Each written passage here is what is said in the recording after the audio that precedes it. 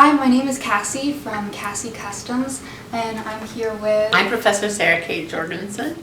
These are the Art History Air Force ones. I am very intrigued by this project, Cassy, and I want to know more about you and your art. So, what type of art experience do you have? Because you seem very experienced for such a young person. Thank you. I am a custom artist. I started my custom art business at age 16. Now I specialize in sneaker art. Why sneaker art? Why paint on Air Force One in particular? So I chose Nike Air Force Ones as my canvas because they are one of the most popular shoes in a lot of people's opinions. Well, everyone can relate to shoes in some way, and by adding art to shoes, it's creating art that's wearable. So people can see my art more, it's not just hanging on a wall. So I love painting on shoes, clothes, or phone cases and stuff like that. What inspired you to start this project? I was sitting in Professor Sarah Jorgensen's class. I love her teaching style and her art history classes. I didn't know. I didn't realize that. I had an extra pair of Air Force Ones. How did you choose these 10 paintings? I just had this great idea to pick 10 of the paintings covered in class and replicate them. The particular painting that really inspired this project is The Swing by Jean-Honoré Fragonard. When Professor Sarah Kate showed this on her presentation, I was just in awe of the colors and the beauty and grace of the girl on the swing. And I was like, I have to paint that. I know that feeling. It's like inspiration.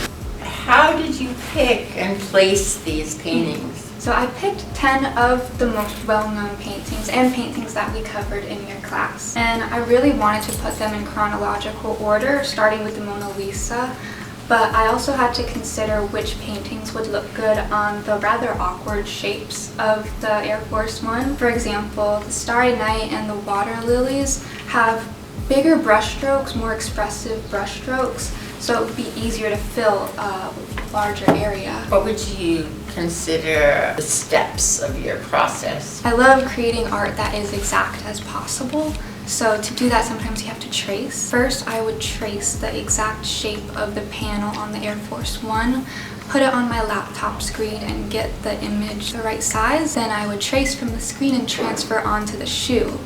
Then I could paint from there. I mean, that's really innovative to figure that out, because art is problem solving. All art is solving a problem. Well done. And so you've bridged cultures, you know, you've bridged the high art and classical art culture, and you've bridged sneaker culture, kind of introducing the two to themselves, and done it successfully. Well done. And how do you feel like there's been response to this project? Thank you. I feel like sneaker art is becoming the next big thing. So bridging those two is very relatable to people and really thought-provoking too. Certainly given a lot of people a lot to think about just walking through the museum today. So to unify all the different artworks that I used, I would pull one color out from each of the 10 paintings and create a gradient on the eyelet section, and this one shows it really well. I pulled a light brown out of the Las Meninas and a vanilla color out from the Creation of Adam, this teal color from the Water Lilies, and so on this one as well. And the final details that I added to this pair was gold. I dyed the sock liner gold.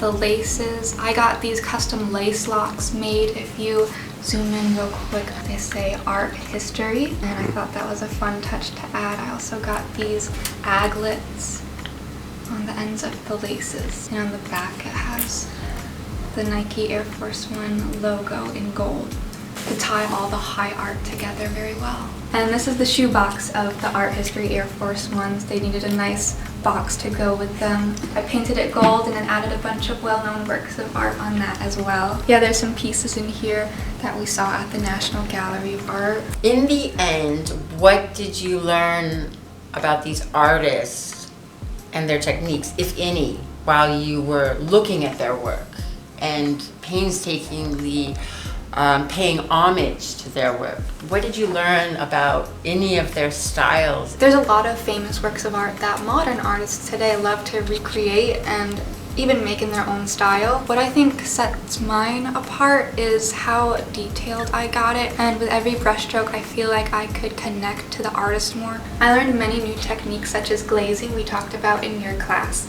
and I would take paint thinner and add it to the leather paint.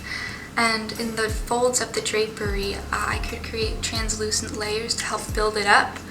And same thing in the Mona Lisa's face. It really helped create smooth blends, especially because my canvas is leather with lots of pores and stuff. You've made wonderful use of chiaroscuro, which is the blending of all the shades of light from dark to light to cast shadow to cast light. And you can really see when you look in close, like how she's really played with light the way these Baroque artists and Renaissance artists did. Beautiful. Well done.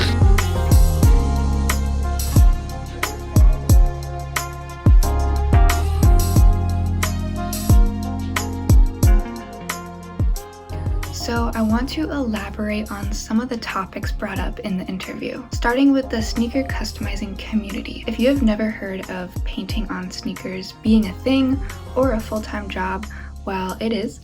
And I'm proud to be a part of this community. They're really so supportive, and I feel blessed to discover what I want to do long term at a young age, especially because I'm fairly new to it. I've only been painting on shoes for over 2 years. And if you want to get into sneaker customizing, I am planning on offering more teaching and tutorial style videos this year, so make sure you subscribe. So I also mentioned how I love painting on wearable items so that my art can be seen more. However, as you could imagine, customs like these are not wearable. I hope no one ever wears these shoes. They are a display work of art, but they still represent a wearable item because I was able to bring the high art culture onto an item that represents modern day culture and pop culture, including the sneakerhead community. I also talked about how I was able to unify all 10 paintings by pulling one color out and blending them together. My initial vision is pretty much exactly what you see here. I just had to do whatever it took to get the final result, and I started with a mock-up that looked like this.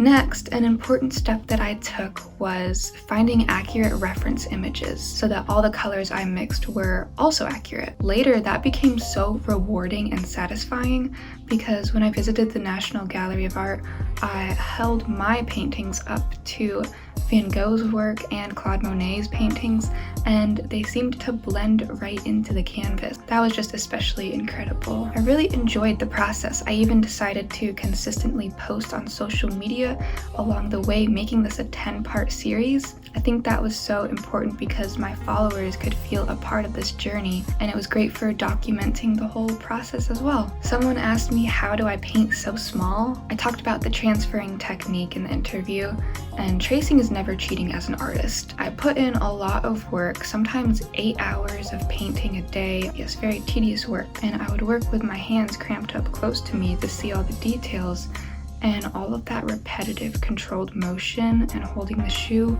unfortunately contributed to me developing cubital tunnel syndrome and carpal tunnel syndrome in both arms, but I'm doing better now. At the beginning of this project, I mentioned that my goal was to study the painting techniques of some of these master painters. I loved being able to use my painting style to replicate and focus on all of their details. I just tried to be as accurate as possible. Now, I know you're probably curious on what I plan to do with these customs. Well, I don't exactly know yet. I would love for these customs to find a home in a gallery or exhibit of some sort, somewhere where they can be fully appreciated, somewhere where maybe you could even get the chance to see them, just somewhere where they can continue to inspire many people. I think that's the most important part.